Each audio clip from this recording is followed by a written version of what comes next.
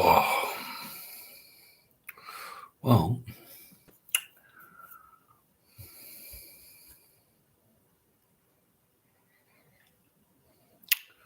happy Saturday. I think I'm going to run and grab a coffee because this one's cold. Mm, wow.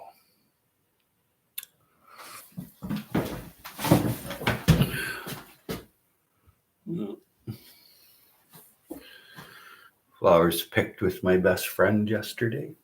It's kind of cool.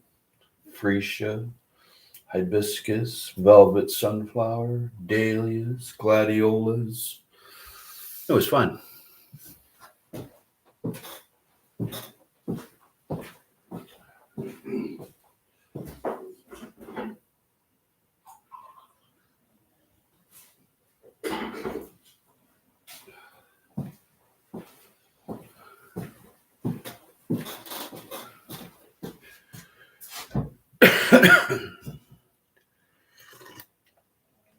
Oh my. Love black organic coffee. Oh, getting in the way of the sunflowers.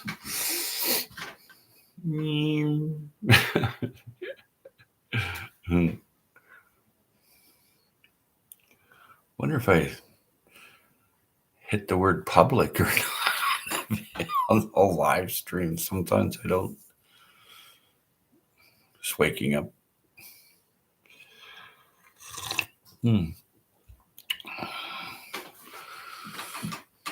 Well,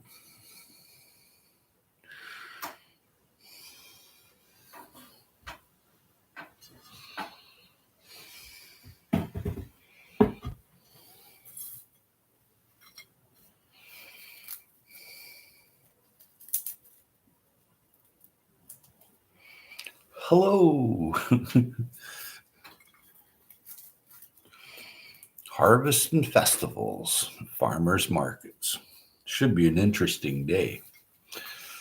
It's the middle of the harvest season here. So there's anything from figs to loganberries, whatever. There'll be everything to try. I'll be picking black huckleberries today. That's a rare treat. Going to the Japanese tea garden. That's really cool. They do a lot of dancing, singing, samurai. They do Yumi, like the long bow stuff. um, they do like samurai outfits, like the real deal. And they do choreography. So that'll be neat to see. And old friends. I guess I'm the only one up this early in the morning. Yeah. Well, it's early to the festival in the farm. 6:04 a.m. Pacific Standard Time here. Hey Vince, how's it going?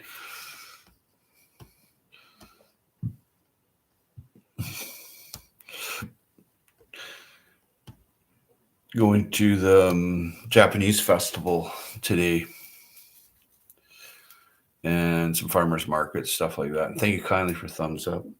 So it should be interesting. I'm going for this. I'm waiting. It's at 3:00 because the samurai choreography. It's it should be very cool. I'm going to try to get a good video, and I'm trying to get a stand for the camera so I'm not all shaking and stuff. So that'll be interesting. And they have some pretty cool food too.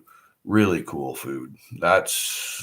I like that. I like their food. You always feel good afterwards after eating. It's like, yeah, this is what food's supposed to be like. You get a little lift from it. I was eating Oregon grapes with a friend recently, and that happened big time. I was like, whoa. And they're Mahonia aquifolia. They were a tall one with looked like water leaves. It was very interesting. So yeah.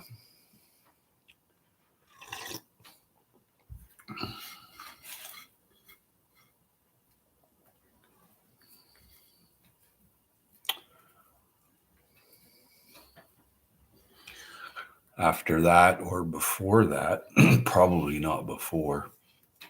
There's several little stands on the side of the road, and the stands are just loaded right now. There's a lot of food there. So that's pretty cool. I'll be picking up a few things, not a lot. There's this one place I want to stop and I want to tour their greenhouse, which they don't allow to do, but I get a special exemption because they just don't let you go in their greenhouses. And they're not from this country, so they, took a long time to get to know them. So, and then I'm hoping like heck I get in there today. If not, well, it'll be next Saturday. But I really want to see their greenhouses inside. Apparently, it's exotic, and I'm like, oh yeah, I've never been, but I know people that have. And very rarely they let you take any video or pictures or even show up inside their greenhouse. So it's a treat that I'm allowed to go there, and I'm hoping like heck I'll be able to snap even a short video. Hey, Vay, good morning. And Vince was here. He probably still is. Make sure that there you go, Vay. Hey, you're going live today, right? I think you go live around 7 o'clock my time. But today I'm off to the Japanese festival. Oh, there's some flowers there. Picked them yesterday. Happy Mac. Welcome. Good to see you. And I'm going to a greenhouse, like 15 minutes of their time they've decided to give me. And so I'm going to do that. But the Japanese festival will have a guy there that with his Yumi bow. It's a super long bow for shooting super long distance. Dave Knight. So I'm going to try to get a video of that. Last time I did a short video, wasn't last time, it was a time before. So 2 years ago, they his manager didn't like it that I was just taking random videos of him talking about his yes, thank you kindly, Shawnee. So today I'm going to be doing two things. One is I'm interviewing the guy, and the other is going to this greenhouse with exotic food. So in Canada, that's like in maybe Southern Ontario too might have it. But hey, David Corey with Crop. Yep, there you go. And there's lots of blue guys around now. Oh, coffee. Waking up to cough. David is awake. I don't think he sleeps. Nope. Yeah. That guy grows food. He's super interesting earthling. I've watched several of his videos and well, actually a lot, and seen him on lives a lot, on live streams. Very cool. I like that people grow food, and especially food that's like dear to my heart, like garlic or watermelon. I love watermelon. And Howie, we have a whoa cold front. Cover things up. Blankets are your best friend. Yeah. I have a new subscriber. He lives in Arizona, I think. And he's having problems with the sun cooking his plants and stuff. And he's a younger guy.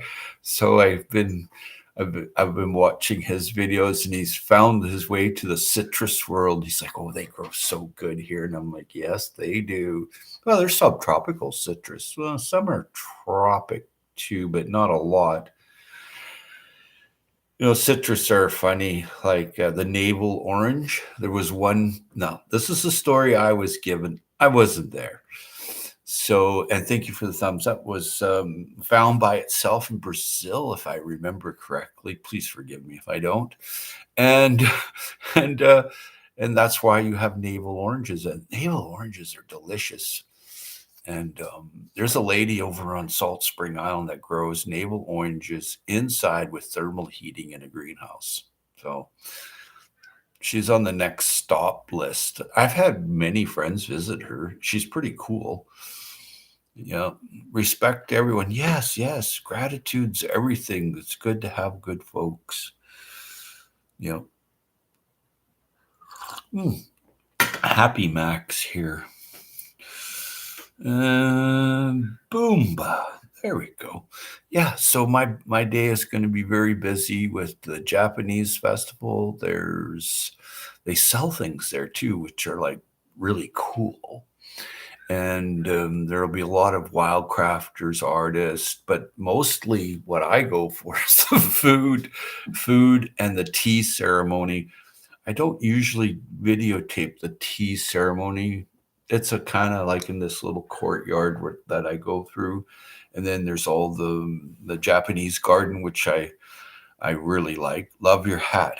Yeah, yeah. It's a friend of mine gave me this hat recently, and my friend is one of the producers at the of that show on here in Canada. So it was really neat.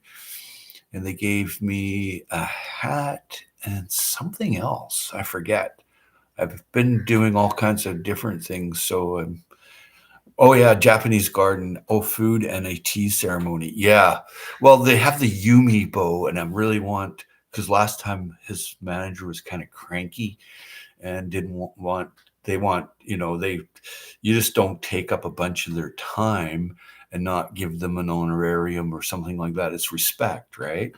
And they're very busy people, so I kind of snuck in a video 2 years ago, and I if there was a great white shark around, I would have been eaten and you would have never seen me again because that's what I felt like. I'm like, oh yeah. And a lot of that I didn't even put up. I put up one video, one little tiny video of the Yumi bow. And yeah, navels are my fave, but I choose the ones that thick skin so they are nice and tart. I get to eat them all. Yeah, when I was a kid, we used to take the peel and we would crush up the peel and put it in water with sugar. Yeah. Yeah. Tea ceremony is very spiritual. Yeah. It's oh God. There we go. Free up space. Yes, yeah. I love their food. I love their the samurai. There's a samurai choreography going to be like kind of like they use real gear and they actually go at it, but it's choreography and they're experts. So I'm gonna wait till 3 o'clock. Last time I didn't wait till 3 o'clock because I get tired by then. I want to go home, but this time I'm gonna stick it out and actually wait for the moment. And plus, their singing and dancing is pretty cool too. And their costumes and their regalia is really nice. I really like it. And plus, I have this friend from the Bonsai Society. I hope he's still alive. He was like 99 last time I seen him.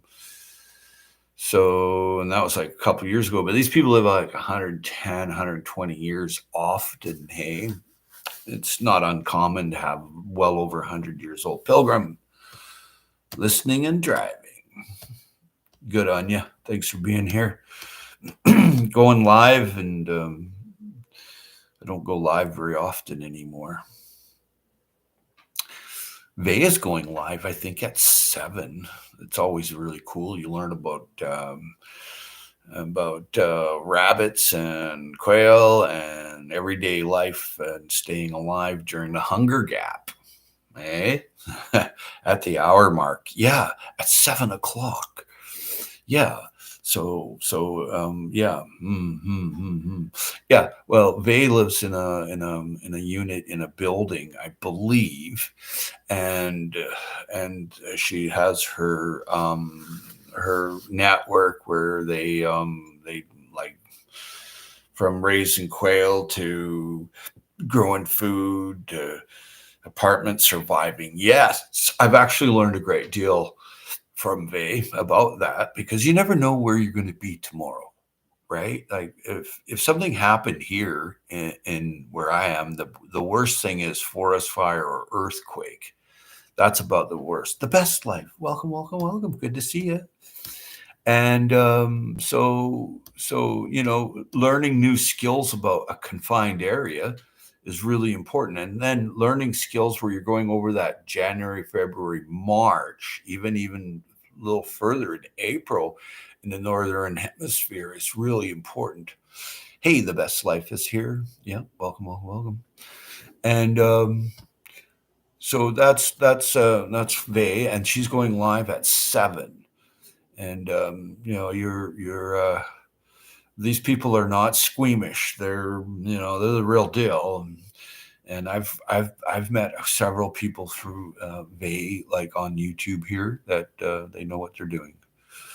And most people in this world live in an apartment or a condo or something like of that nature where you don't have a lot of space to do anything.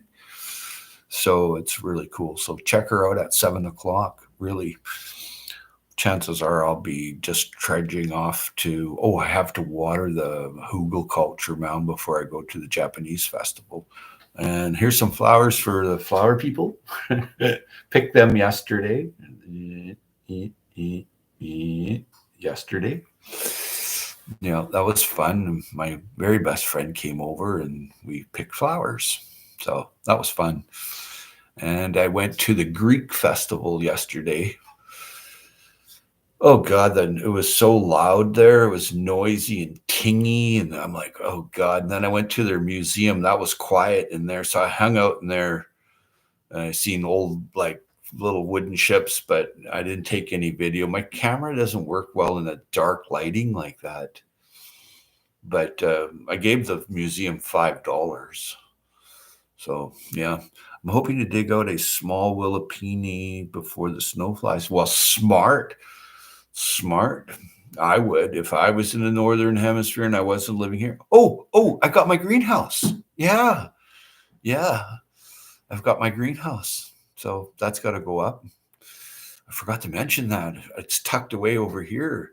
I got it for free. That's even better from a very good friend. He gave me the greenhouse. I have to put my own plastic on it, but it's a real steel pipe bent greenhouse, like a 12-footer by 20-foot long. So I'm gonna have this thing in the back of the food forest. I'm gonna move the roses and stuff like that. Hey, cool, Howie. How big? It's huge. Franny's farm. Good morning, Franny. There you go, Franny. But yeah, it's a big greenhouse. It's really big. Yeah.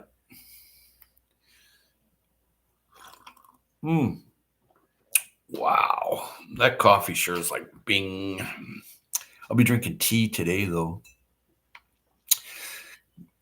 I like their tea, and I don't participate in the tea ceremony, but I get the tea from they have this pavilion there. It's really nice. Be right back. Need more coffee.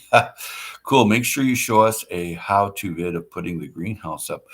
Well, I was thinking if I'm putting it up, I'm gonna just go live with it. But yeah, video too. But it's not going up until probably late October, because that's when the wood stove's here. I'm just heating it with a wood stove. I'm not doing anything special lighting, or, well, I might put like one LED in there because when all the leaves fall off the food forest trees here, I mean the neighbors kind of like, they're not happy with this bright sunlight all night long. So I would do it actually more on the side where I don't like the bad neighbor, like over that way. Like just put a big, huge airport light there. Your greenhouse is about the same size as mine. Yeah, you're right. It's I don't know if that's the exact dimensions. That's kind of what I remember, because their son took it down and then he put it in a pile and I showed up, but I noticed some of the nuts are missing off some of the bolts, and I'm like, okay, off to the restore, or If I have to, I'll buy them new. I don't like to buy something new that I can buy that's or get for free. It's just part of the permaculture program in my brain to keep using, reusing, reduce, repurpose. That's what I like about CR there. That guy's creative, hey? You're green. Oh, yep. I'm sitting in my upstairs, very happy. No more leaking roof. Yeah, yeah, that's right. You did a lot of work, Franny. Reduce, reuse, and recycle. Yeah. The repurposing of using things to make something else, like from nothing, that takes an innovative mind. I have an idea to heat barrels of water using solar and DC water heater elements. Oh, very cool. Very cool. Yeah. Mm. Oh my. I want to grow all year round, so that's why I have the greenhouse. I want to grow lychee, like they just grow through the greenhouse. But I'm setting up the greenhouse where I can expand and add another one like it, like that way I'll be the full length, almost from the apple tree to the Friste plum, the golden one, and so I'll be up against that. So I'll have to remove some of the roses, which is okay, right? Because they're getting crowded anyway. And I grow a lot of sunchokes, so I'm going to get rid of a bunch of them. Some people have been asking about them. Some people like them, some people don't. It's, if you don't know how to use a sunchoke, then you're going to have problems. You need something to get past the minus 25 Fahrenheit nights. I don't get nowhere near that cold. I'm on southern Vancouver Island. And I've rarely ever seen that. I don't think I have. Maybe. I've seen, I get winter for about 2 months of the year, maybe a little more, a little less. And then for only about 2 weeks do I get possibility of snow. And there could be snow for 1 week, melts, and then time will go by and then snow again. You have the very best weather. Pretty much. It's, southern Canada, like where Dave Knight is there, that's really nice too. He has it really good there. But, once you get into northern Canada, you better have a wood stove or thermal heating. I have family and their in-laws, they're all tapping into this thermal heating with greenhouses right now, which is kind of interesting. Howie, about a week ago, I found an owl feather. It is beautiful. Nice, nice. I just found a bunch of eagle feathers, but then this guy goes, you're not allowed to own them. And I'm like, but they're on the ground over there. He's like, you're not allowed to own them. And I'm like, okay. So I stuck them in my best friend's hat of it there. And my best friend's an old school teacher for she taught 50 years of school teaching here. So anyway, she studied Aboriginal studies and all this. She's really up there. And so I put it in, I think 2 of her hats, because there was a bunch of eagle feathers there, old eagle dies, right? Lack of lights 3 months of the year slows me down. Well, that's what them LEDs, I've got a couple of them. They sent them to me from some company, and I'm like, oh, sure, okay. How I keep them, I do the same. Well, I just, for the hat, the hat, and if someone wants to do for smudging or something, here you go, you can have one, or whatever they do, praying or praise or whatever.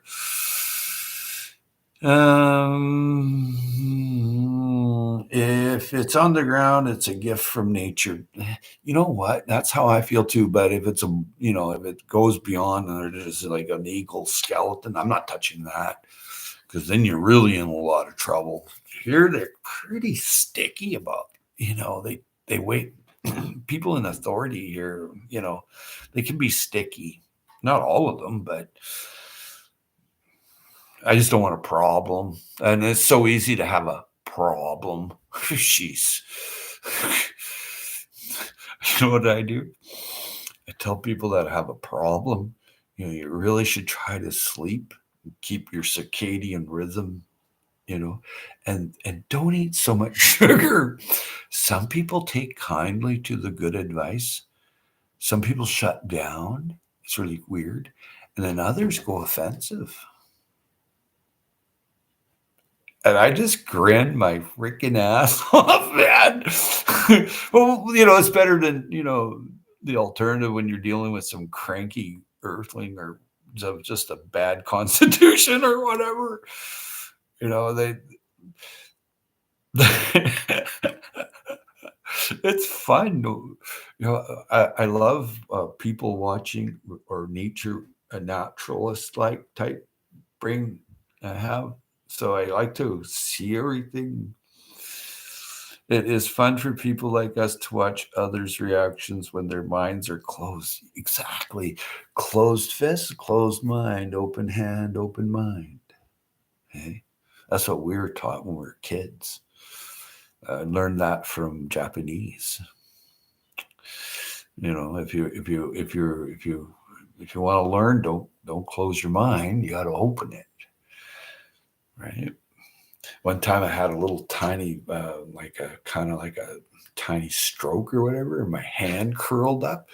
And this lady that I know, this gardener, she's like, "No, you can't have that closed fist." She's working my hand. She goes, "You have to open it. Once it closes, it'll never open." I'm like, "Oh, that's that really, yeah." I'm a caffeine and sugar monster. We all are. It is fun for yeah. Well, caffeine is not as bad as what people think. It's the sugar and the caffeine. It's it's okay to have like berries that are sweet or an apple or something like that. But other than that, the damage that happens, humans in the northern hemisphere, for 2 or 3 weeks of the year, they're exposed in the natural environment to berries and fruit. Okay, and so when you go out of that, the body doesn't. It's like, what am I doing with this? I'm eating bananas, papayas, and what? It just doesn't really work. If you're in the northern hemisphere, try eating what grows in the northern hemisphere. You'll feel much better, like grapes and apples, pear, that lettuce, cabbage that grows here. But you start eating stuff like concentrated any type of sugar. I mean, you're just gonna run out of dopamine because you're like, oh, I gotta have more sugar. Oh, and then it's dropped. Oh, I need some more. Pretty soon you're just a burnout. So what happens is, it's interesting. You ever watch those TikTok videos and you got to see another one? Oh, that's great. You see another one. Pretty soon, within a half an hour to an hour, you're like, it's because you run out of dopamine. You're right, and you run out, and that's the same with anything addictive like sugar. And sugar is a very highly addictive substance. It's a very highly addictive, and it comes in, and once the body starts using it and going, oh yeah, and then the liver's got to go, oh, let's release a whole pile of glycogen. Pretty soon you're a mess, right? Well, Howie, I have some brownies, but only love one bite every. Yeah, right? Yeah, but humans aren't meant to have sugar all the time. I mean, like, it's just fairly recent, the past 150, 200 years, that sugar has really showed up on the market. And same with cocoa, the cacao bean. It wasn't, not, then that's got a lot of caffeine in it, like coffee beans. So for humans, it takes a long time to remove something from the body. So when you eat something like you have coffee that's not organic, there's a lot of toxins in there that you don't see. And believe it or not, coffee can be very moldy. True, tropical fruit is just lumps of hideous that they're so so. I agree so much. You're absolutely correct. But if you just eat a little tiny piece, it won't affect you. It's when you eat a lot of a tropical fruit, like you're gonna have problems. Like this one guy that I know, he'll go run 20 miles, and he's that type of guy. Or he'll go do some working out at a gym, or he'll go and do high intensive workout. He's in excellent shape, but if he eats sugar or anything like a fruit diet, within just a few months he's diabetic. And then so what he did was he stopped the fruit. He went to meat, and the diabetes went away. Good morning, Nona Grace. Welcome, welcome, welcome.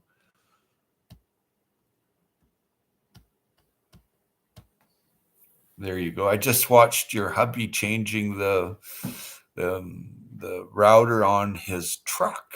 That was cool. I've done stuff like that. I've turned the router, and instead of buying a new router, just turned it where it was flat. You could see all the grooves in the router. Anyway, good morning. Just a little shot on the YouTube before I head to the Japanese festival. That's always fun. Good to see you, Nona Grace. Welcome, welcome, welcome. Blessings. All have work to do beforehand. Oh yeah, you're going live at 7, hey? Yeah, very cool. Now I'm thinking of sugarloaf pineapple, some sort of devil-made one. Oh my God. Devil food cake. I had one of those once. It was spongy. It was very good. I need another coffee, so please forgive me. I shall return.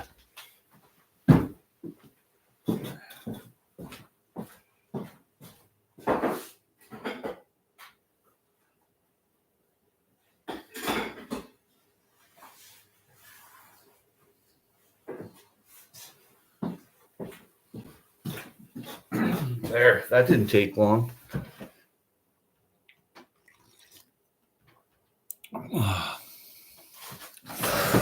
Yeah, Via's going live soon at 7 o'clock. Now I'm thinking, yeah, sugar is kind of rough on people. You ever see kids when they eat sugar? They go ballistic, man. Good morning, everyone. You're still driving, Pilgrim? Yep. But sugar. At the Japanese festival, they have it's a bean curd, and it's slightly sweet, but it's not super sweet. I'll be having that, and it's a type of like round dumpling like thing with tuna. I'm having that. I so enjoy the Japanese dancing. That's slow and quiet. It's like they're floating on air. I know, so peaceful, right? Right? I need to take a trip to the creek later to get water for the garden. You got your roof on, Franny, and that's pretty cool. It's nice to have a creek, hey? That's beautiful. Mm. Oh my. Excuse me. But it's 6:35. I'm going to get ready at 7 and start watering my hugelkultur mound, and just give you all a shot of the flowers. I picked them yesterday. It was fun. And so I'm watering the hugelkultur mound. I'm skipping breakfast today because I'm going to the Japanese festival, and there's a lot of goodies to try. They have like a ton of vendors off from where they do their exhibitions of like choreography of martial arts to dancing, singing, tea ceremony. Tea ceremony is really cool. And then there's the Japanese garden. Everybody that like from the city and whatnot, a lot of people go there, but they skip the Japanese garden. They go right to the pavilion. It's like the experience is to stay and to see all the different, all the different trees that have been cultivated. The Japanese Bonsai Society is there. They're Vancouver Island. They're cool to see. You as well there, Happy Mac. Take care. All of the wells are dry, even my spring. Oh, really? Hey. So you're using water from the creek to water your food garden? Excuse me. Good on you there, Franny. Dave Knight. Bye, Howie. I have to work on my boat. I plan on using it a lot in the next month. I bet, hey? Nice. You have a good day, Mr. Knight. It was a pleasure seeing you again. I'm out of here at the top of the hour. I'm going to stop by and see Vay for a little bit. There's always something cool to learn there. And then I'm going to water the Hugel Culture Mound, dream about fishing. I had to cancel a fishing trip recently. It got canceled for a very good reason. The captain of the boat had a serious issue with his family. So I missed on this run, but I'm going to go back. I'm going back. And so work on your boat, Dave. Work on your boat. Yeah. But the Japanese festival, and I'm stopping at a greenhouse. I want to go and check out this exotic subtropical greenhouse in Canada. I'm going to ask if I can take pictures. Like the last time that happened, it didn't happen there. It was about the picture thing was at an eco village, and they're like, no, well, we don't allow photos. And I'm like, oh, okay. And what do you allow? Well, they all gather up in this huge kitchen, massive kitchen. And there's like a couple, 300 people that live in that village. But some people don't want to be, photographed, or some people don't want it. Don't want to be in a video. And then the copyright aspect of the property, the people that are running the property, they're like, no, because that's their right. So you just have gratitude for being there. I was there to measure all the different things I wanted to measure, like the measure of the day, like what I mean, not actually tape measure. The measure of the day is I've seen just about 30 cob houses, and then I seen like cob ovens, but you weren't allowed to take a video or a picture.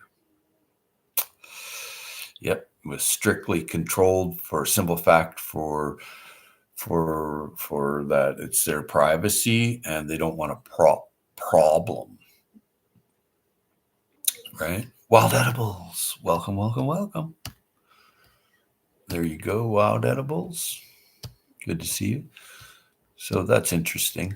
So that's the camera relationship there. Today, I'm going to try to videotape the Yumi bow guy, and I'm going to ask. I'm not going to just videotape him, but other people videotaped him, and his manager never had a problem with that. But I was there. I was like in the side room, like there was a gathering and talking room other than the exhibition, and his manager just no, she did not like that, because there's customs and then there's business, right? So observing someone's customs and their way they do business is important, because some people have big egos, man, and it's like, okay.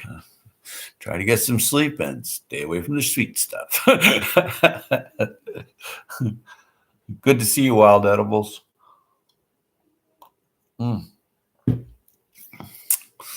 Yep.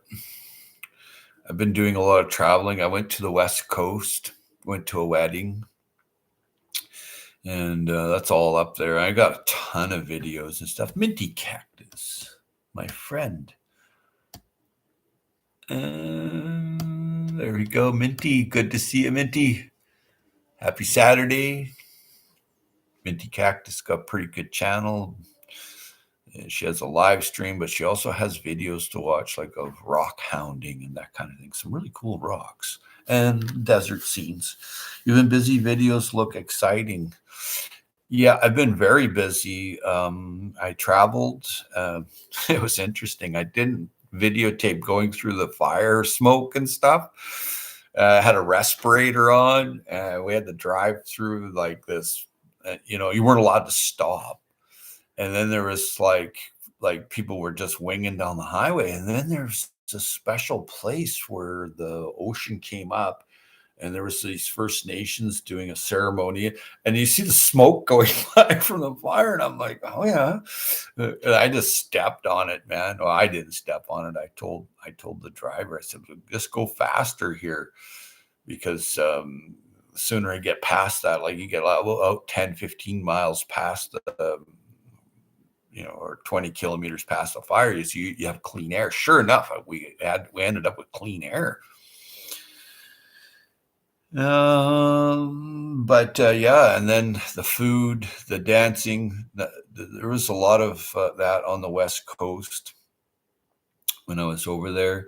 I picked a lot of berries, like black huckleberries and Oregon grapes and salal berries. There was a million salal berries, and them are the big berries. That there are a lot of in the Pacific Northwest, right? Especially the salal berries, and they're very fruity tasting when they're ripe. They're very fruity tasting. It was different than the berries here. Trying to get more blackberries. Yeah, there's a ton of those. I didn't pick any this year because I'm close to a golf course, and I'm not picking. I used to go over by the golf course. There was like all these huge blackberries growing along the hillside, but I'm selecting my blackberry picking to where it's a little further away from golf courses and industrial areas. It's really tough. But the aerosol that comes off of chemicals like farms and golf courses, I'm really staying away from. It's some serious issues come from that. So I'm not doing that too much anymore. So I didn't pick any blackberries. Yes, we do have fun, don't we? Yeah, the cool channel that Minty Cactus has. I really enjoy going. I drop by there a couple, 3 times a week. I've watched quite a few of her videos. And it's always interesting to see the rock hounding, and it's interesting to meet people in her live stream. So yeah, I wish I could go live from the Japanese festival today, but that's just too much I have to learn. Oh, thanks. I've got better things. I can watch bees, pollinate flowers. I enjoy that much more. Oh, wow. Excuse me. So I'll be watering the hugelkultur mound, and I have to do something with it. It's growing across a highway, or not a highway, a city road. I have different interests. It's nice to share. Yeah, you certainly do. Certainly do. So I have to do something with that. I don't think I'm going to do it today, but I keep like a lot of wild edibles, Hubbard squash are growing out onto the road. So what I did is I lined it up where it just goes like this, like bird feathers, right? So that it's not coming out, but it's just getting big. Some of the leaves are like gigantus, man. But that's soil. The soil on the hugelkultur mound and the warmth in the spring really boosted it forward.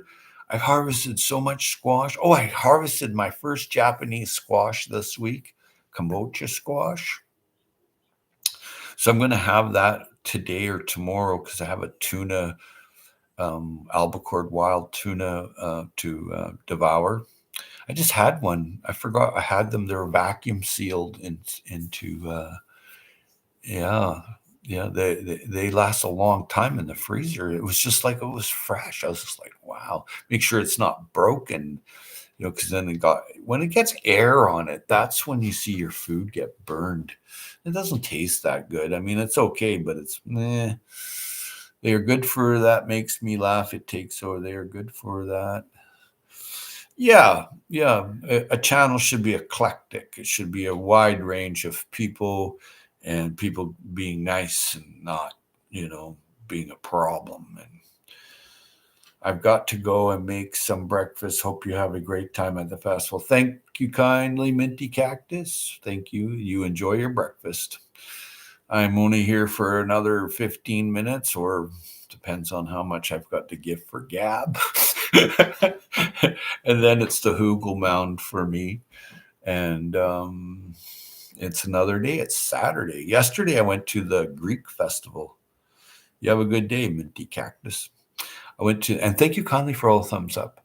Yesterday, I went to the Greek festival, but they had this loudspeaker, and it was so tingy. It was like I could hear every crackle, and I'm like, oh God. I'm making breakfast and listening to. Yeah, it's breakfast time. Nona Grace. Yeah. Yeah, the Greek festival. I went there, but I skidded out of that. I went into the Greek museum and spent a bit of time in there with a friend. And the schooners and tall ships were miniatured, like handcrafted. So I really liked that. So I went and looked at those. And then some of their dress wear and stuff was very cool. And they have olive trees there and fig. So I really like that. And they're old olive trees and old figs. And it's like, wow, in Canada. Years ago when I first went there, I was like, I don't know what these are, like 20 something years ago, 25 maybe years ago, 30 years ago. It was a long, long time ago. I'm like, I don't recognize these trees. And then I realized what they were, a fig and olives. And I'm like, okay, I want some.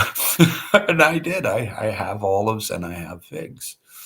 So, and I just ended up with some Chinese dates from a gift from, it was like a betroll, I think it's called, a betroll, where they give these gifts and they brought over this,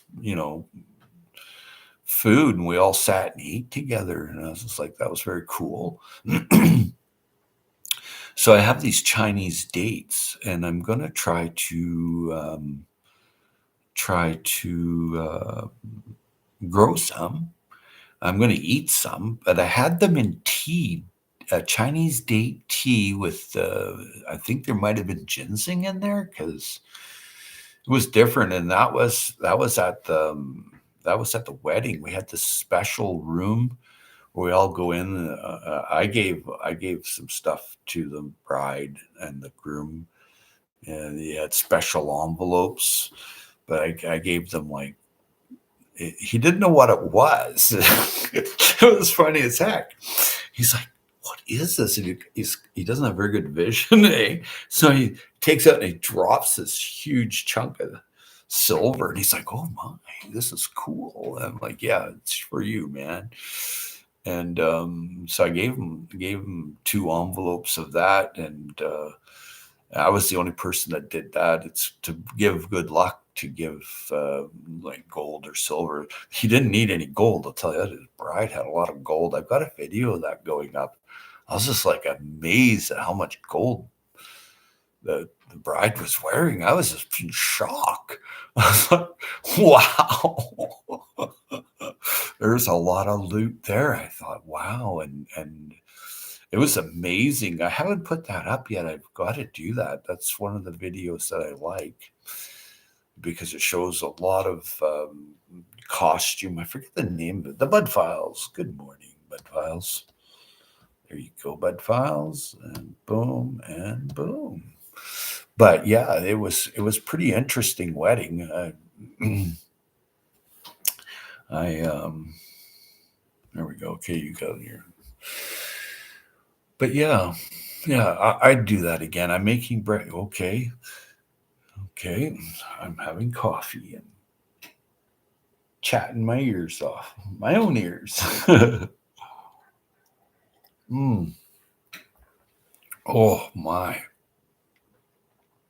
Today is going to be cool. I won't be coming home till late though. That's because I'm visiting 2 major things and then a bunch of little stuff.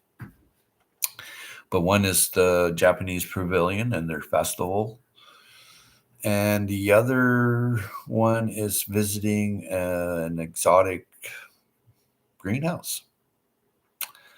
I've always wanted to see inside there, but I just bought the stuff they had out front because they don't allow. They're not from this country, so they're just very private, and they like growing their tomatoes. They like growing their lychee. They grow lychee through the greenhouse. They grow a bunch of things that you wouldn't normally see growing. So that's very cool. Very, very cool. There's the flowers.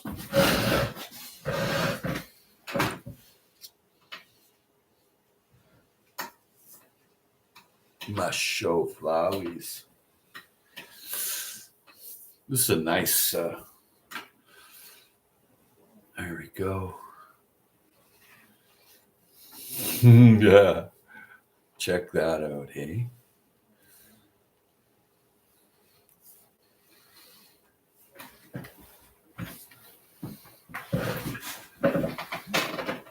Ooh. Here's the new vase. Bought that yesterday at the Restore. Thing's a monster, hey? $5. I thought, gee, I can't go wrong with that. Nope. Oh, wow. There you go.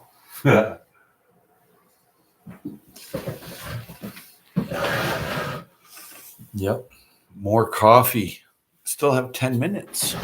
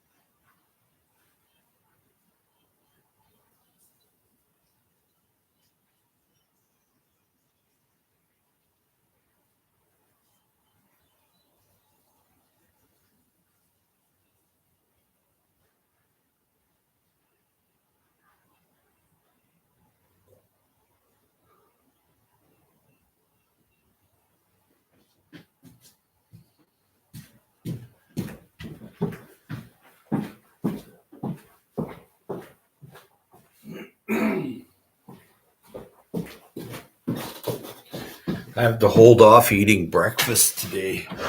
Mama G grows hardened in the garden. Welcome, welcome, welcome. There you go. Sorry about the absenteeism. Yep. Cheers to G Mama.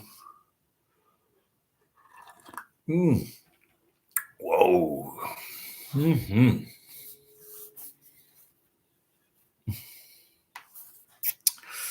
Pretty flowers. Yep.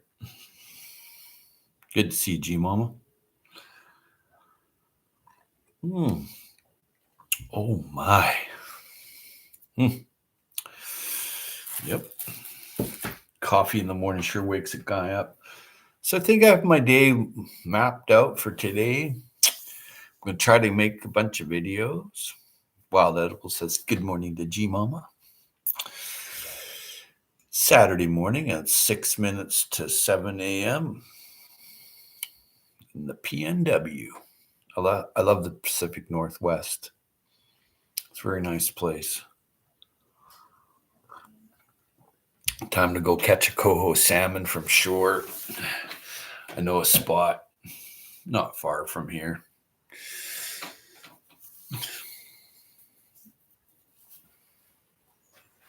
Should be fun.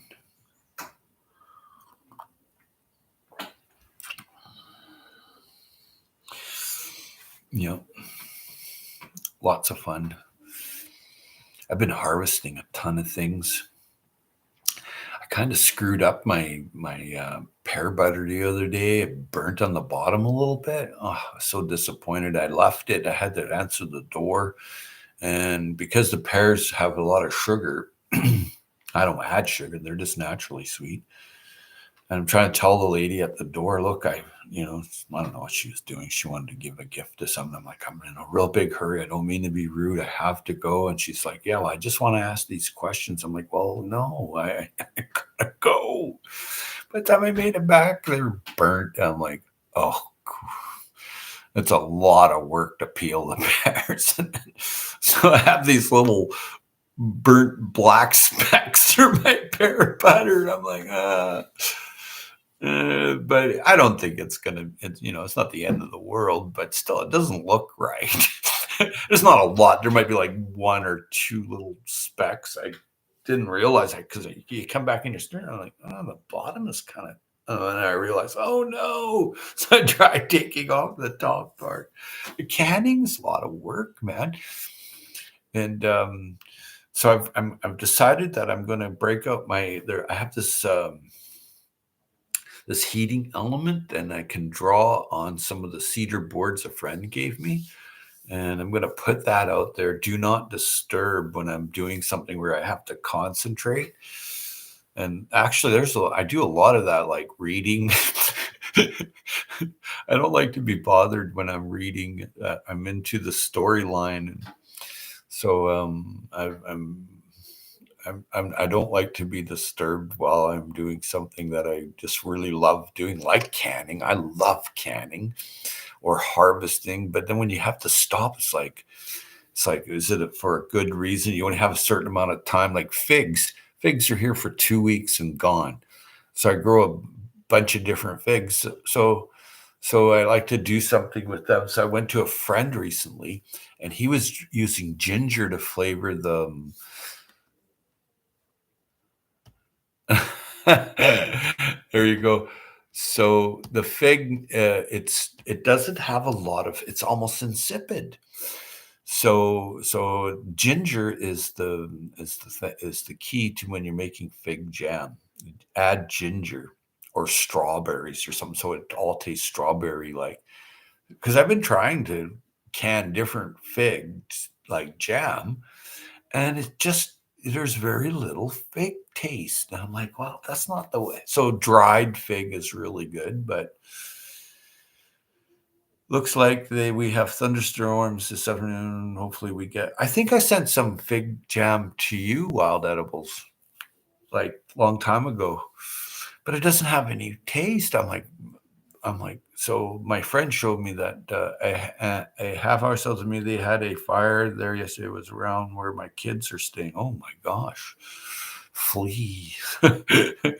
But the figs are in mass here right now. They're at the peak of the season, and it's sad to see them going moldy on the tree. It's like, wow. And rich people, right? They got too much money. As I remember, figs something, yes. Yeah, but it doesn't taste like figs, isn't it? It's insipid. So I went over to this place just not far from the golf course there. I wouldn't eat them anyway, but they're all moldy. Not all of them. Most of them, 50% had mold, and the other 50% were very, very, very ripe and leaking, looked like honey drips. I'm like, wow. Wow. Got too much money. Yeah. Yeah. Lots of people like that. They never even leave their house. They don't grow anything. And then food shows up like the delivery truck. I'm like, well, I wonder who lives in there. They always see the delivery truck once a week from the big box stores and stuff. But you never see them. When they leave, they could leave from their garage and tinted window. It's like, oh.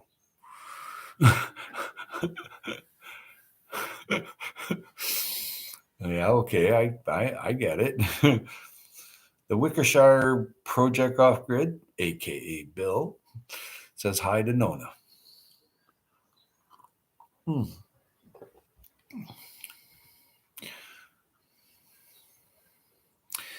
Yep. So, yeah, neighbors with a lot of money. Like I live in a pretty rich area.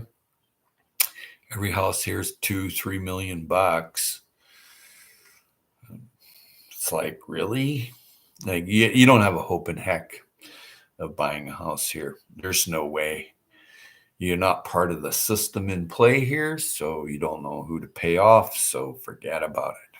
I've seen it. I've seen people come here, move from other areas, and try to make their way, and they weren't even allowed to cut a tree down. Now, a local developer, he comes and buys the place. He cuts down all the trees, bulldozes the place, and goes, "What's the problem?"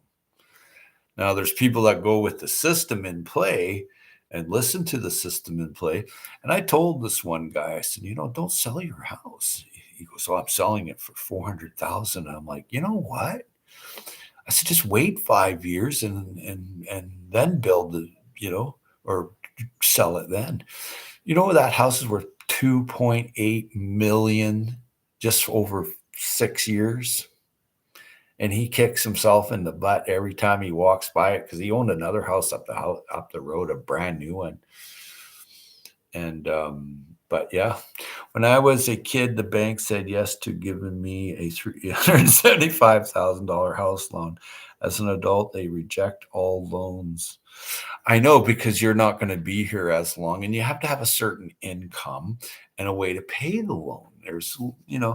But then there's people that will slide you through, like the gatekeeper at the bank. And I had a little niece there buy a house quite a few years ago, probably 10 years ago now. And she had to go through whole heck, I'll tell you, to get a loan. And it was only for like a couple $100,000. And you'd think she was borrowing $2 billion, and she had a great job. She was making 60, 70, 80K a year, and her husband was doing the same. It didn't matter.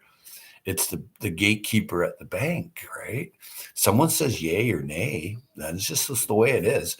And if you're not into their world, it's nay, nay, nay, nay, nay. And because my little niece, she was like, she wasn't in their world. She rejected the world around her. She was a very religious person, her spirituality and stuff. So she wouldn't abide by their rules, and she kept going. She went through like 5 banks before she got her loan, and she wasn't part of the community.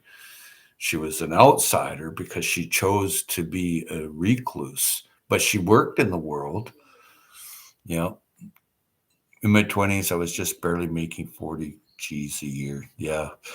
A nope, here we got to move forward. Without money, I will find a way. Yeah. Yeah. And money is not everything, but it sure is something with the gatekeepers. I mean, it can get pretty tough.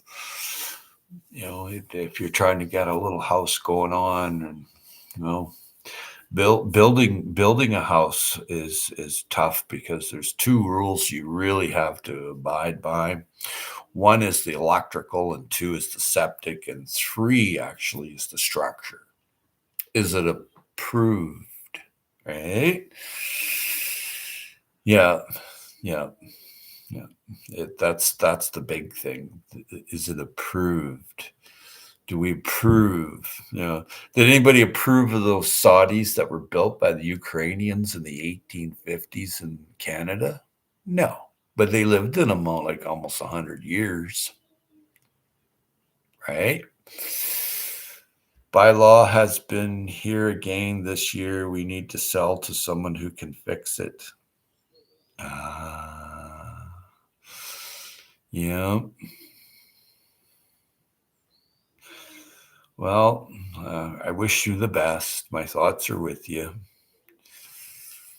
Ages 30 to 40, I was only pulling in 45 to 48K. This point, I got hard rejected.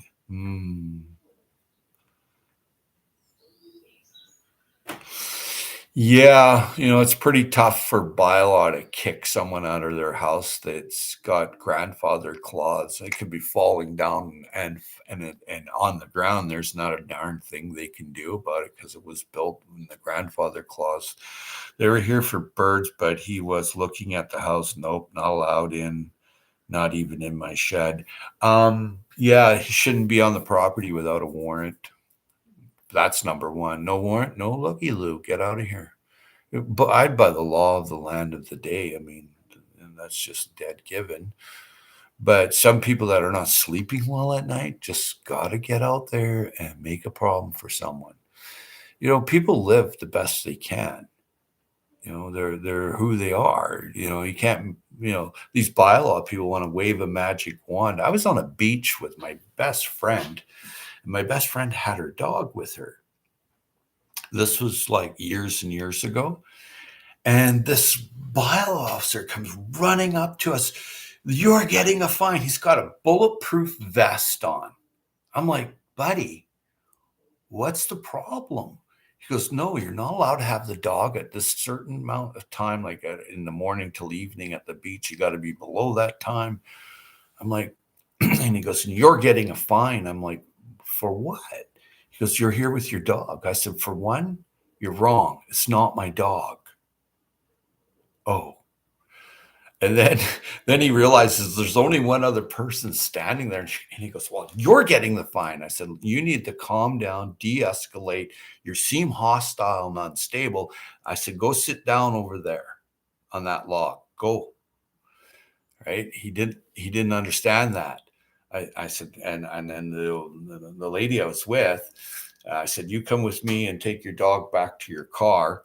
And he's got his book out, and he's like, what's that lady's name? I said, I wouldn't know. I just met her. He's like, but she left. I'm like, yeah. And you need to stay sitting here until your supervisor shows up. He just couldn't believe that she left. I said, take it easy, man. T4.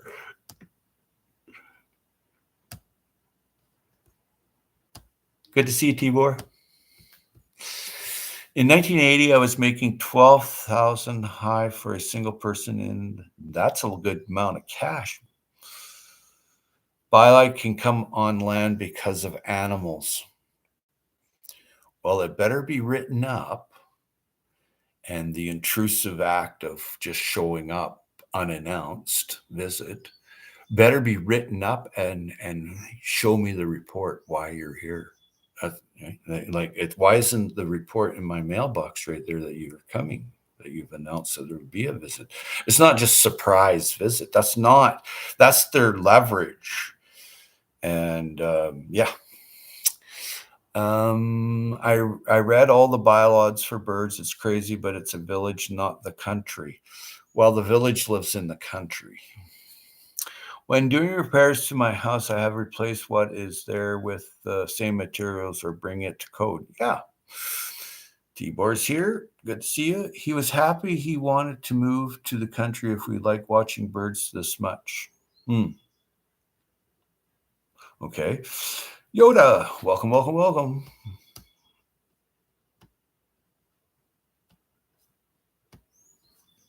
The repairs that are, okay, hang on. The repairs that are left are beyond what we can do physically and financially. More land, less house. I have a huge house. It's hard for me to even clean or heat. So, okay. I'm a Smurf again. You're wave the magic wand. I hit this button on there and it just erases everybody. I used to go through and take back wrenches because you're giving them so you can move around and say hello to folks, right? But I found that a lot of work. So the easiest thing to do is just hit that X button and take them all. And then that's easier for me. It's nothing personal. Seeing Native Americans toss men and toss state troopers off their reservations trying to issue tickets. Yeah. Hard words exchange, states left with their tails between their legs. Zero power there. Exactly. They're sovereign citizens. So, it's a tough one to work. And just because you have a few chickens and animals don't give you no right. I don't care what law you're with. It's respect, right? Unannounced visit. If you're expected, you're welcomed. But if you are not expected, you are not welcomed. If you want to do an unannounced visit with me, the mailbox is right there. Send me a letter saying you would like to come by. You don't just show up. And if they do just show up, you don't have to answer the door. You don't have to have access to your land. And unfortunately, these things you do have to do for privacy. I mean, I'm not saying you have to. I'm just saying if you want to, there's a, you know, but I've seen people abuse their powers and privileges, and it's not cool. Like I had a friend down the road. She had 7 chickens, one chicken over, but the guy next door photographed it and sent a little drone and stuff. I showed her what to do with the slingshot and the drone. She had fun. Bylaws show up for one chicken. It's just ridiculous. And you see some of these HOAs, it's really tough to grow a food forest in a HOA, right? But my very good friend Dan does, but he respects them, right? He grows, keeps it reduced to it's not. Yeah. They are going to spray the bush to our north. The natives are standing up saying no manual removal of plant materials on native lands. Yeah, they spray Roundup to kill all the broadleaf stuff so there's less underbrush, but then that creates a fire. So it's like, some people that think they know what they're doing really don't. And who wants Roundup sprayed on our forest? I mean, that's nuts. That's just nuts. I'm not a fan.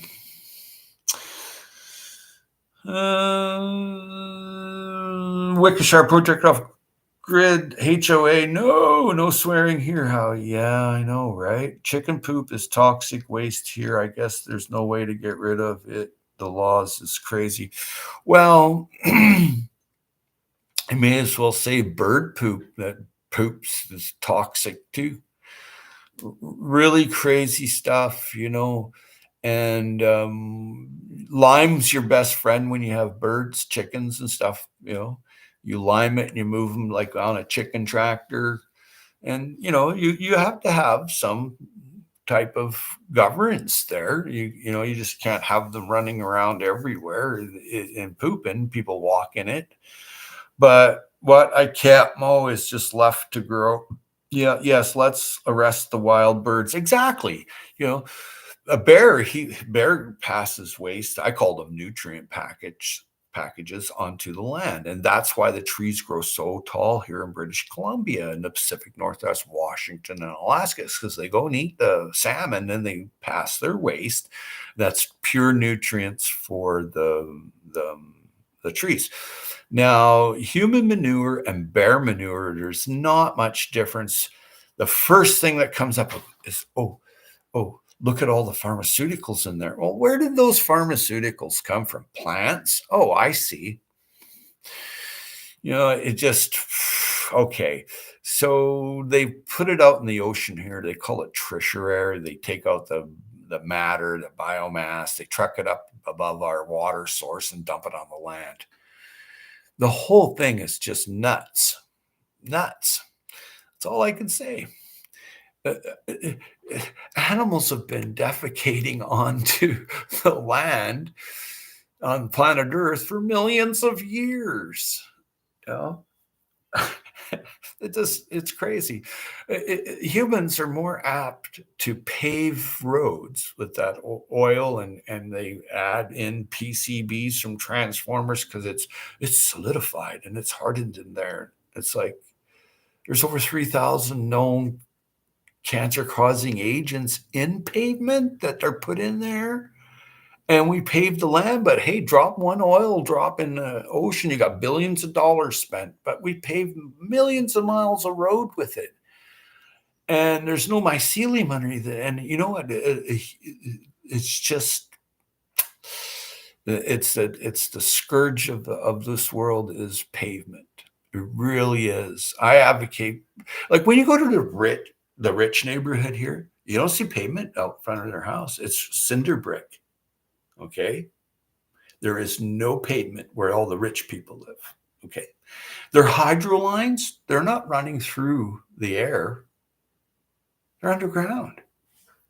Why? Wow. Think about it. Trees fall down here, take out the hydro line. Got no hydro, right? Now if it's underground, right? And it looks way better in the neighborhood too, right? But there is no pavement like there's gated communities here. There's no pavement in them. It's the rich academics that retired, sold their house, moved to the gated community, and it's clean. It's super clean.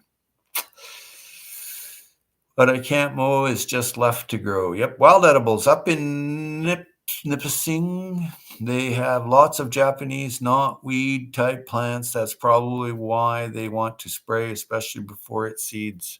Huh? Isn't that edible?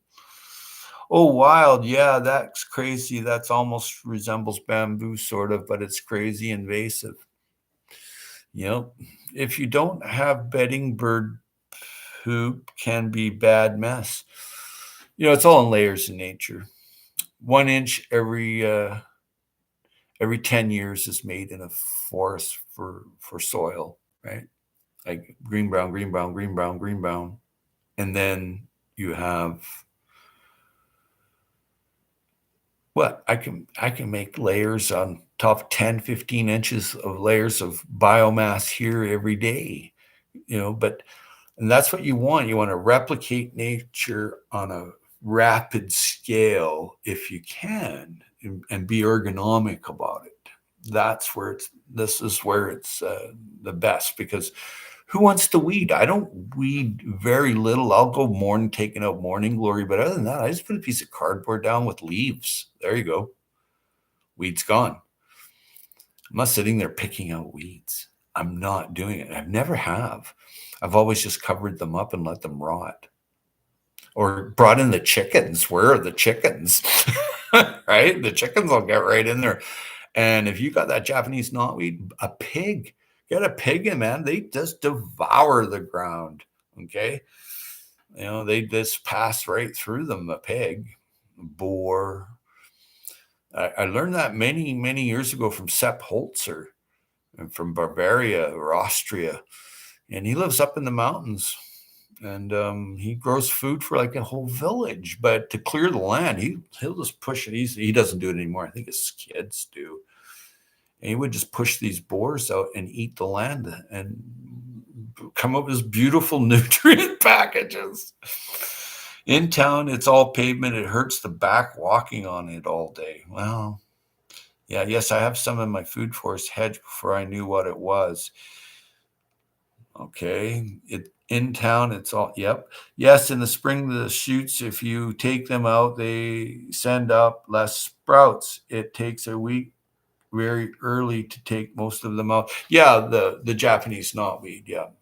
Pig, goat, etc. Yeah, the ungulates, the hooved animals will take care of a lot of things for you.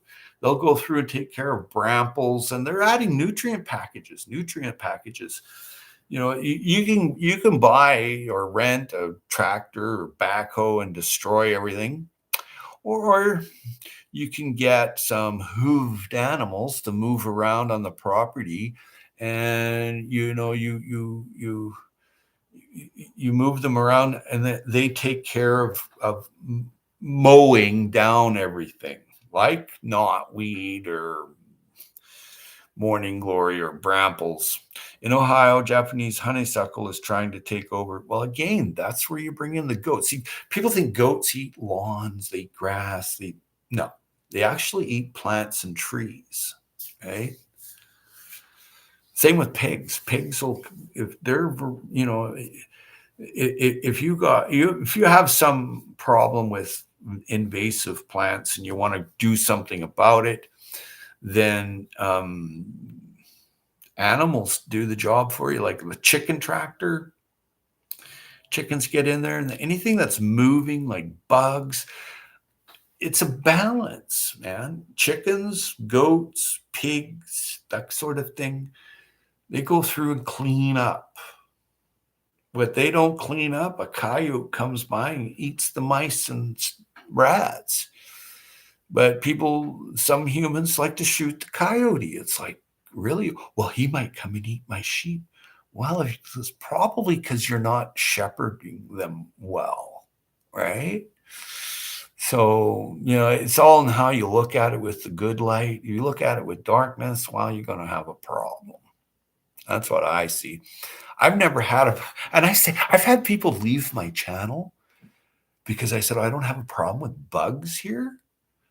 They're like, and they're experienced growers and they have problems because they're growing the way they grow. And that's all they do. And I'm like, well, biochar and wood ash takes care of a lot of my problems here with like, nematodes I don't want, like the bad ones, or roly-poly bugs, landiopods, that kind of thing. And carpenter ants. So they have to move through the wood ash and biochar, which is extremely rough. Like the wireworm and click beetle, they're related. They're just pretty much the same thing, I think. You want to make it miserable for them, and they leave. Okay, you're smarter than a bug, smarter than a slug. I can guarantee you, right? You're human. You've got a brain, and how you use it, you're smarter than a mouse or a rat, or you definitely are. And so this one lady that left my channel, and really big channel she has, she's like, everybody has bug problems. I'm like, well, I don't. She just wouldn't believe it. She couldn't believe that there's no problem here with bugs. Well, I have birds that live in bird houses that, they feed bugs to their young. Okay. Then I have my biochar and wood ash protection, and then I lime it. And I don't have the huge amount of slugs and snails other people have. It wears a hole in them, and then I'm smarter than the slug and the snail because I keep my boxwood hedge wet over the summer, and I have things growing in that hedge now too. But they know to go there. It's incredible to see. I put up a video a couple times years ago about it, and here you can see all the snails living in this hedge, and they're not in my garden. I'm smarter than a snail. Okay. Wood ash will wear a hole. You might, use diatomaceous earth. There's problems with that. I put the wood ash on going into winter, in winter, during winter. When I come out, hi, Glenn, how to garden. So I don't have a problem with bugs, but some people just refuse to understand that. And yeah, Peace Journey, welcome, welcome, welcome. Thank you, Peace Journey, for always leaving nice, awesome comments, and the content of your comments are always great. Thank you. There we go. But yeah, I don't have the problem other people have with bugs. I have noticed a big, huge decrease in British Columbia of the slugs. I don't know what's going on with them, but even on other people's properties this year and last year, I haven't seen slugs. I've seen snails, but I haven't seen slugs. I'm like, what? I hope I'm not the downfall of the slugs in my neighborhood. Sunchokes are native and grow well and can hold back invasive species too and be no issue in fire-prone areas. Exactly. And it's a food source, especially during the hunger gap in the northern hemisphere. I love sunchokes. Now, you pretty much have to be a chef to enjoy sunchokes, and I've seen people eat them raw. So, Sweet Thumb, long time no see. Let's go see if it is Sweet Thumb because it's spelled different. And it is. Welcome, welcome, welcome, Sweet Thumb.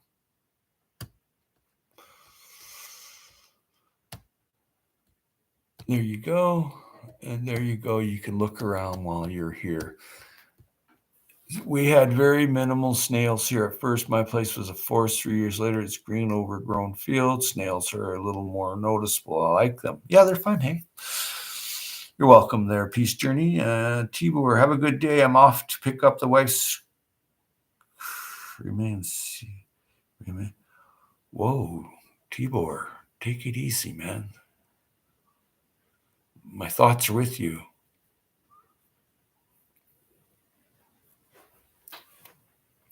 Jesus. Take it easy, man. Sorry for your loss, buddy. Sometimes you get caught up in this world and you forget other people. I'm sorry. Yeah. Take care, Tibor. Always a pleasure to see you. Much love, mad respect. See you, buddy. Sweet Thumb says hello.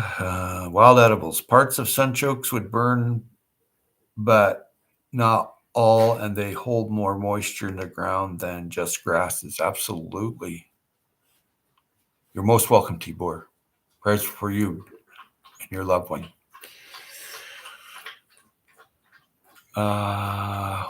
Yeah, I wasn't expecting that. Oh, I have something similar to do soon. I got to bury my sister's ashes. I'm not looking forward to it. She's been gone a couple of years, so my condolences to you, Tibor. Deer would like to eat the tops, right? Most likely. Howie, yep, you're welcome. Wild edibles, parts of sunchokes would burn. You know, sunchokes are reharvested in the winter time, hey? And that's the best time where they're actually just a great delicacy. My grow bags are better at egg production than veggie grown. We have to be careful around the bags. Baby lizards, mostly fence lizards here. I thought they were fungi balls in the soil at first. Praying for Tibor. Yeah. Hey, Uncle Al, how's it going? There you go, Uncle Al. Yeah, pray for Tibor. And it's pretty rough, man. You gotta bury your wife. Like, wow. His heart is most likely heavy when he made it to this live stream. My gosh. Good to see you, Die Bullfrog 79, aka likes to be called Uncle Al. Welcome, welcome, welcome. I'm going to the Japanese festival today, Uncle Al. So yeah, I'll be eating great food, tea festival, tea ceremony. I'll be in the Japanese garden. I'll be in the Japanese pavilion. And I'm going to make a video of the old tea house that was there prior to World War II. And then it was destroyed during World War II. So it was never rebuilt. So they built a pavilion on top of it. It's a gorgeous place. And all the cool people are there. There's wildcrafters, sellers there, food, dancing, singing. I go every year, so it's a lot of fun. And it's just something different than your Western type festival, which are really cool too. But it's just, yeah, August festival. Yep, every year. And it's on the gorge. It's this beautiful place where salmon are going by. And it's like, I'm going to try to get pictures of the seals. The seals chase the salmon. That's one of the big things I want. I might have to wait a while, but the people I'm traveling there with, they like to go in and do all the ceremony things. And they're doing a Yumi bow set, and they're doing a samurai choreography set, and prearranged forms of like type of fighting. So that's going to be cool. And the Bonsai Society of Vancouver Island will be there. And there's like a ton of different Japanese vendors that are there. And there's some Filipino vendors show up with their foods too. And there's always the Western food there, kind of trucks or whatever, but I don't really eat there. It's hard to remember my son is gone each morning, but I have to move on with life. Oh, I'm so sorry to hear that, Peace Journey. We've all lost loved ones. I lost my daughter years ago. It never goes away. But you're loved, and gratitude's everything for when your loved ones are here. So tell them you love them. The native six-line skinks do breed here, but not in the grow bags. Maybe the fence lizards like the peat moss-based medium better. Maybe. Yeah, sounds like they do. It's possible. Sorry for your lost peace journey. Wow, I've been on here an hour and a half. Oh, I got to go water the hugelkultur mound. So thank you all for being here. Much love, mad respect, and gratitude. Gratitude's everything. Take up a new skill like Tai Chi, or take up birdhouse building. Saw my first skinks a few years ago when I did my beds. Love seeing them. Yeah, I love the creatures. Been a month for us. I'm doing okay now. Thank you. Wow, it's fairly recent. Peace journey. Good news is the algorithm is shut down at 4 a.m. Really? I don't know much about that. I rarely go live anymore. Like I just go live once in a while. Like in the summertime I'm not live. If I'm in the wintertime, I don't mind going live so much, but I've been busy traveling and camping and boating and fishing and going to different gardens and festivals, and like I've been to the fair. There's the Saanich Fairgrounds. They have that open every week. And I'm now a camp host for a state park. Have wild persimmons in my yard. Oh my God. Much love and hugs, everyone. The persimmons are good. They do grow wild in America. There's an American persimmon. There's a Japanese one too that's elongated. The American one is more round. The toads are super abundant. Box turtles used to visit us. Haven't seen them this year. Oh, I must say farewell for now. Much love, mad respect. Big hugs out to Peace Journey and Tibor. I know Tibor's gone, but you're still here, Peace Journey. And Uncle Al, thank you for dropping by, Uncle Al, and saying hello. I'm off to the Japanese festival. I wait for this every year, man. I'm going for the entire day, except for one little stint to go off to see this greenhouse. You take care. Much love, mad respect, and hugs for Peace Journey, their loss of her boy. You all take care. Gratitude's everything, folks. Much love and a whole lot of mad respect.